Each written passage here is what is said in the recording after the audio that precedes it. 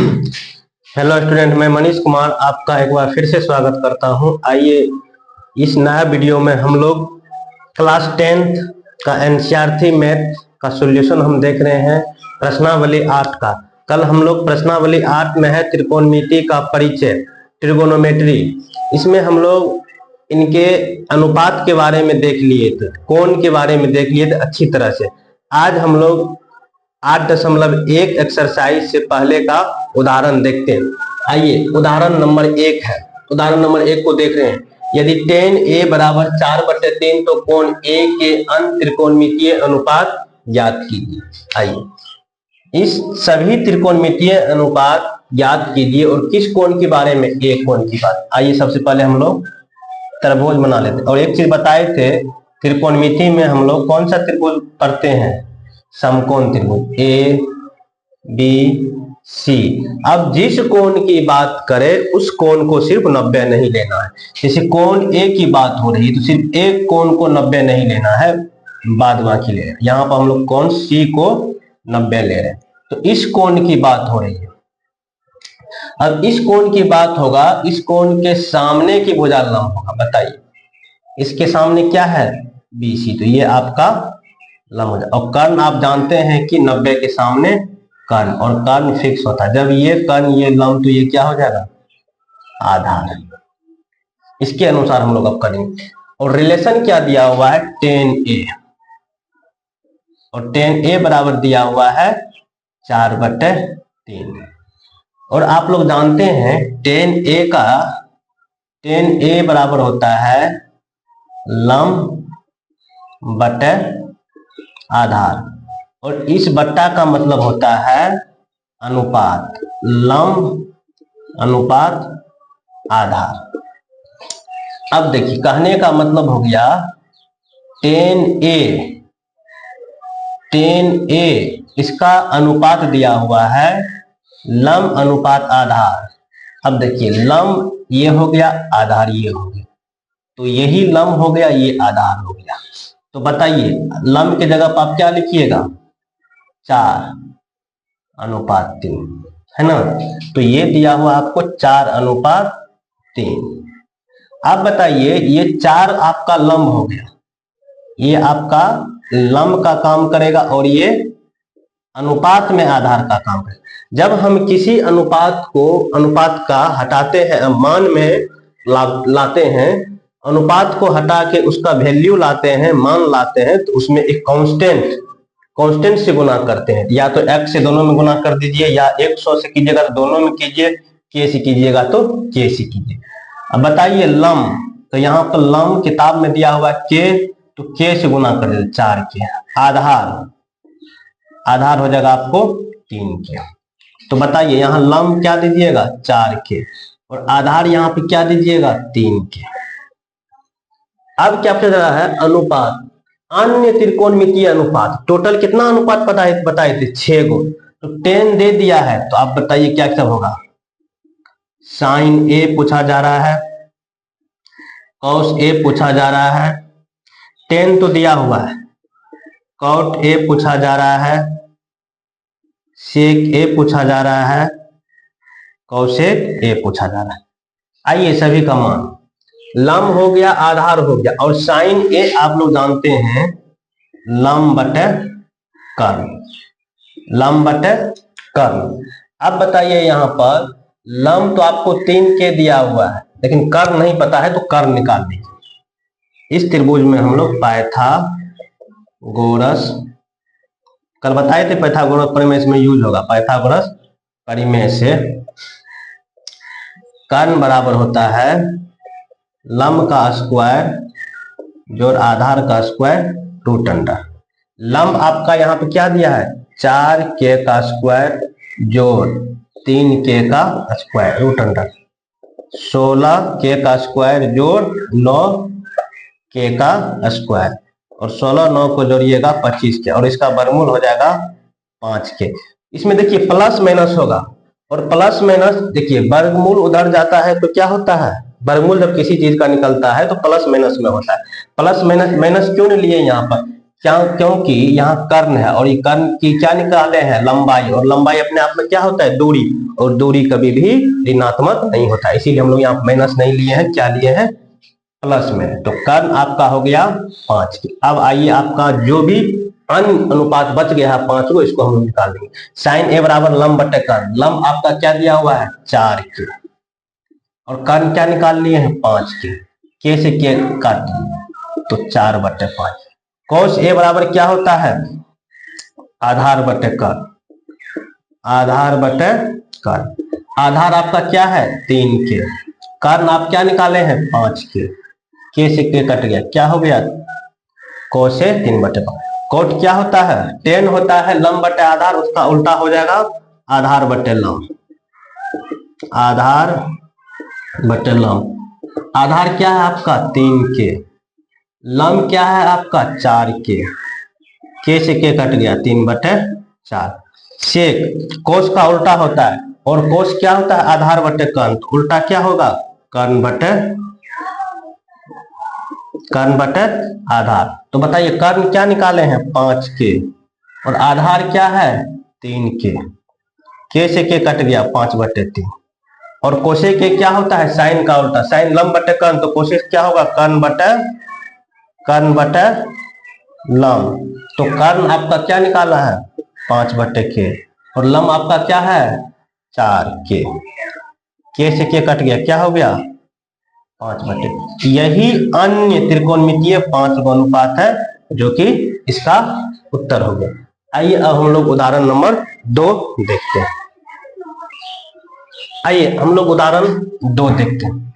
उदाहरण 2 में क्या है, यदि कोना बी और कोना क्यू ऐसे न्यूनकोण हो जिससे कि साइन बी बराबर साइन क्यू, तो सिद्ध कीजिए कोण बी बराबर कोण क्यू। आइए पहले हम लोग 2 त्रिभुज बनाते हैं, एक बी के लिए है एक क्यू के लिए। आइए दोनों त्रिभुज, और त्रिकोणमिति है तो कौन सा त्रिभुज बनाएंगे, समकोण। एक ये त्रिभुज बना दिए, एक ये त्रिभुज बना दिए। चलिए इस त्रिभुज को ए बी सी, इसको ले लिए पी क्यू आर। अब देखिए इसमें ये 90, ये 90, और आप जानते हैं 90 के सामने की भुजा कर्ण, 90 के सामने की भुजा कर्ण। साइन बी बराबर साइन क्यू, कोना बी और क्यू ऐसे न्यूनकोण है बी, और देखिए बी और क्यू न्यूनकोण है ना। साइन बी बराबर साइन क्यू, ये कोण की बात हो रही है तो ये सामने हो जाएगा ये लंब, और इस कोण की बात होगी तो ये सामने हो जाएगा लंब, और जो बच गया है वो आपका हो जाएगा तीसरी भुजा आधार। चलिए हम लोग फिगर बनाए। अब क्या है, साइन बी बराबर साइन क्यू दिया है, क्या दिया है, दिया हुआ है कि साइन बी बराबर साइन क्यू। तो क्या करना है, सिद्ध करना है, सिद्ध करना है कि कोण B बराबर कोण Q, मतलब इस कोण को इस कोण के बराबर दिखाना है। आइए पहले हम लोग यहां से साइन B निकाल लेते हैं। साइन B बराबर होता है लंब बटे कर्ण, लंब बटे कर्ण। देखिए इसके सामने लंब, तो लंब आपका क्या हो जाएगा AC, और कर्ण क्या हो जाएगा AB हो जाएगा। तो आप लोग ये बोलिएगा कि साइन B बराबर निकाल लिए हैं AC बटे AB। आइए अब साइन Q निकाल लेते, क्योंकि दोनों बराबर है ना, साइन B साइन Q बराबर है, साइन Q ये भी क्या हो जाएगा लंब बटे आधार, लंब बटे आधार। इसके लिए लंब क्या हो जाएगा PR, इसके लिए लंब हो जाएगा आपको PR। अब देखिए कर्ण क्या हो जाएगा PQ। आइए साइन Q बराबर PR बटे PQ। अब देखिए तो इससे क्योंकि ये दोनों बराबर है तो आप लिख सकते हैं AC बटे PQ, AC बटे PQ। यहां से देखिए AC बटे PQ, एगो यहां देखिए ये दोनों क्या होगा PR बटे PQ, क्योंकि दोनों बराबर है।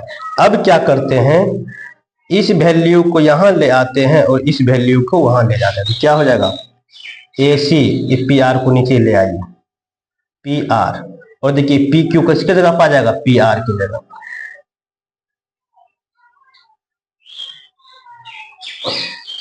अच्छा देखिए, AC बटे ए बी है, AC बटे ए बी इन है, और क्या है, पी क्यू बटे पी आर, पी क्यू बटे पी आर।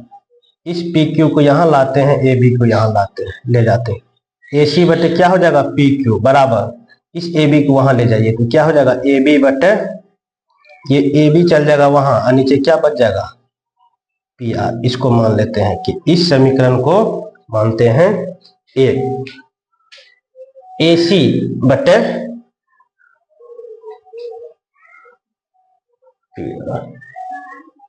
अच्छा यहां देखिए पी क्यू, ऐसे नहीं हो रहा, लंब बटे कर्ल, लंब कर्ल AC बटे, यहां पर देखिए लंब बटे कर्ल पी आर बटे पी क्यू, पी आर बटे पी क्यू। आइए पहले इसको लिखते हैं, AC बटे ए बी बराबर पी आर बटे पी क्यू।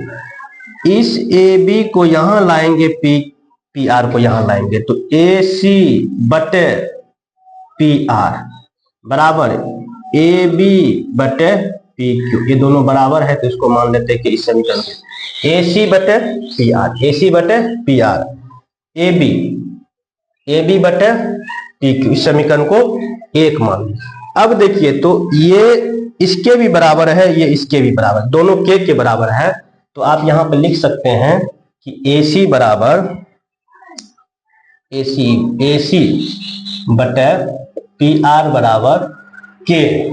तो यहां से आप नीचे कुछ नहीं, एक है, अब यहां से आप AC का मान निकाल सकते हो। AC का मान क्या हो जाएगा आपको, AC का मान हो जाएगा पी के पी आर। इस समीकरण को दो मान लेते हैं। अब देखिए, एक ये भी तो इसके बराबर होगा, ए बी बटे पी क्यू, ये भी बराबर के है, यहाँ नीचे कुछ नहीं, तो यहाँ आप ए बी का मान निकाल लीजिए। ए बी का मान क्या है, के पी क्यू। इस समीकरण को मान लेते हैं 3। अब देखिए AC का मान निकल गया, AB का नाम है। एक चीज बताइए, तो AC बटे पी आर बराबर AB बटे पी क्यू, मतलब ये भुजा इस भुजा के बराबर होगा, ये भुजा इस भुजा के बराबर होगा। अब देखिए जब दो भुजा बराबर है तो ABC त्रिभुज और PQR त्रिभुज को हम लोग समरूप करेंगे, और किस नियम से समरूप करेंगे, S समरूपता से इस दोनों त्रिभुज को समरूप करेंगे। जब इस दोनों त्रिभुज को समरूप कर देंगे तो इनके कोण क्या हो जाएंगे, बराबर हो जाएंगे, संगत कोण बराबर हो जाएंगे। अब देखिए आप बोलिएगा ये त्रिभुज दो तरीका से समरूप हो सकता है, कैसे कैसे, SAS से और कैसे SSS से। अब देखिए SAS से मतलब भुजा कोण भुजा से। अब देखिए यदि ये भुजा इस भुजा के बराबर है तो ये कोण, ये भुजा इस भुजा के बराबर है तो ये कोण, लेकिन इस कोण के बारे में कुछ नहीं कहा गया। कहा क्या गया है, इस कोण के बारे में, इस कोण के बारे में, तो इस कोण के बारे में कुछ पता नहीं है तो ऐसे हमको नहीं लगेगा। अब देखिए जब ये भुजा इस भुजा के बराबर, ये भुजा इस भुजा के बराबर हो गया और इस कोण के बारे में कहा गया है, तो हम लोग क्या करेंगे, मतलब ये भुजा इस भुजा के बराबर में, तो इस भुजा को बराबर कर सकते हैं। वो किससे करेंगे, ये इसी से, मतलब SSS, मतलब तीनों भुजा को हम लोग बराबर करेंगे। कैसे करेंगे, इस दोनों त्रिभुज को हम लोग क्या करेंगे, दोनों त्रिभुज में पाइथागोरस लगाएंगे। आइए लगाते हैं, त्रिभुज ABC व त्रिभुज PQR में क्या से, पाइथागोरस परिमेय से, इसमें हम लोग क्या लगाएंगे, पाइथागोरस परिमेय।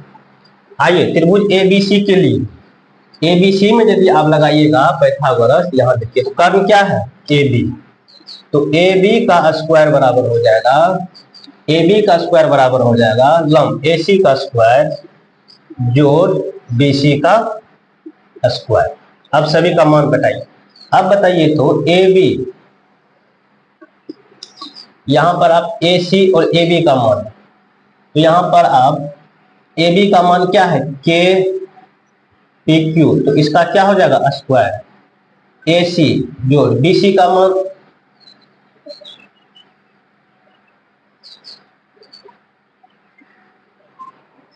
चलिए ए सी का मान तो रख दिए, ए बी का मान तो रख दिए, ए सी का मान दिया होगा। अच्छा ए सी का मान यहाँ रखेंगे, अभी क्या रखे हैं ए बी का मान रखें, ए सी का मान क्या दिया हुआ है के पी आर तो पूरे का स्क्वायर जोड़ बी सी का स्क्वायर। अब देखिए यहाँ पर बी सी स्क्वायर बराबर निकालेंगे तो क्या करेंगे, इसको इधर भेज देंगे, जो पहले है के स्क्वायर पी क्यू का स्क्वायर ये इधर आ जाएगा, घटो क्यू स्क्वायर पी आर का स्क्वायर।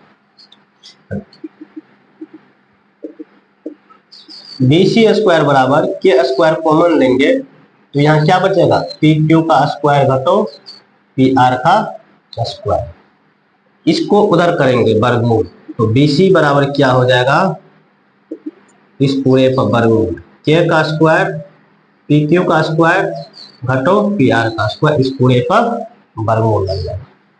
अब आइए यहाँ पर,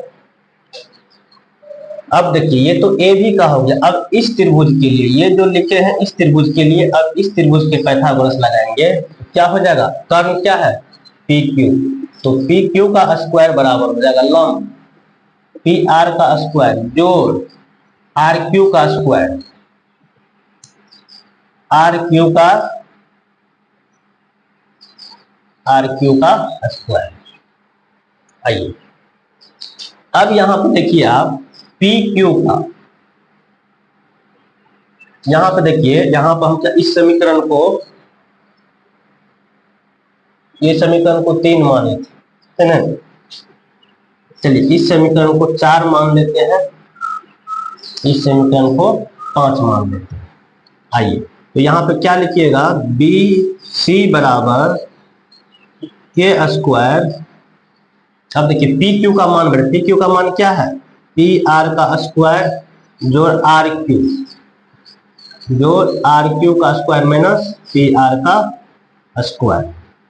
देखिए पी आर से पी आर कट गया, यहां से बी सी बराबर आपको निकल गया के स्क्वायर इंटू आर क्यू का स्क्वायर और इस पूरे पर रूट अंडर।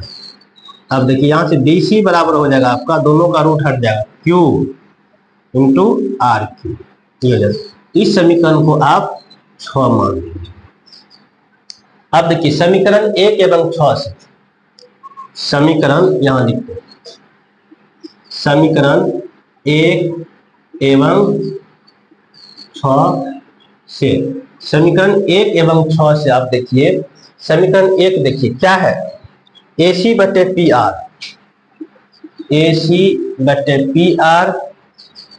अब देखिए यहां पर एक चीज, अब इसका देखिए जब इस भुजा का अनुपात इस भुजा से, इस भुजा का अनुपात इससे, तो हमको इस भुजा का अनुपात इससे ज्ञात करना है, बी सी बटे आर क्यू का अनुपात निकालना है। अब देखिए तो यहाँ पर ये समीकरण का इसमें मान हम लोग पुट कर देंगे, क्या है मान, बी सी की जगह क्या लिखिएगा के आर क्यू बटे नीचे क्या है,